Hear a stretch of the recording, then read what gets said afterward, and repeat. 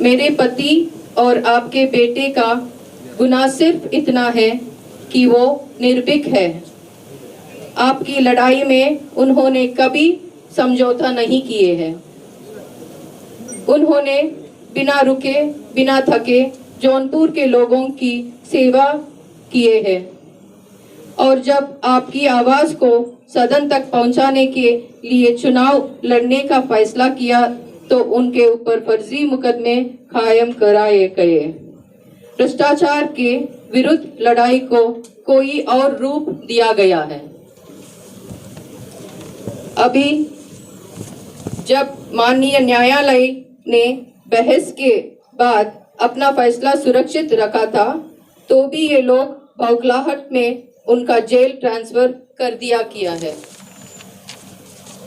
इन लोगों के अंदर माननीय न्यायालय के फैसले का भी इंतजार करने का या उसका सम्मान करने का साहस नहीं है।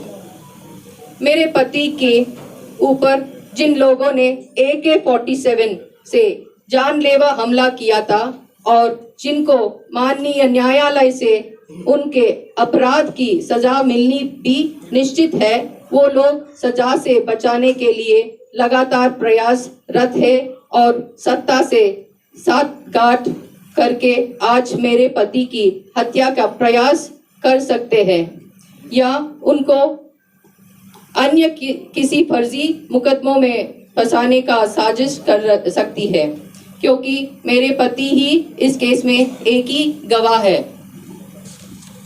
आज मैं माननीय प्रधानमंत्री जी से कहना चाहती हूँ कि विपक्ष और अन्य दलों की सरकार बनाने पर आप मंगलसूत्र छीन जाने की बात करते हैं, लेकिन आज आपकी सरकार में ही मेरे मंगलसूत्र और सिंदूर पर संकट है। मैं आपसे अपील करती हूँ, मेरी भी मंगलसूत्र और सिंदूर की रक्षा करिए। बाबा साहेब के देश में जनता की सेवा में अपना सर्वस्व न्योछावर करने के बाद चुनाव लड़ने की इच्छा रखने की सजा मेरी पति को इस साजिशों से नहीं मिलेगी, ऐसा मुझे माननीय न्यायालय के न्याय और देश के संस्थाओं के कारण विश्वास है।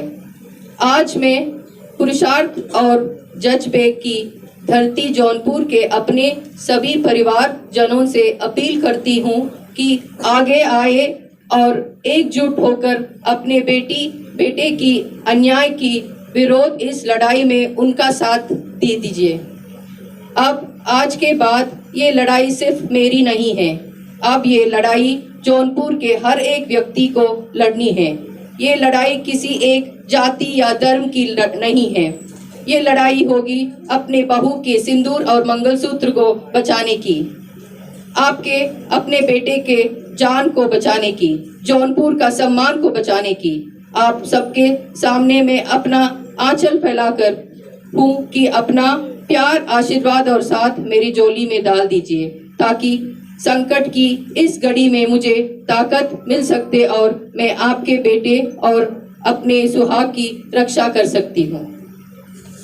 मैं आज बहन मायावती जी का हृदय से आभार जताना चाहती हूँ कि जौनपुर के सम्मान को बचाने की इस लड़ाई में उन्होंने हमारा हाथ थामा है और अपना आशीर्वाद दिया है।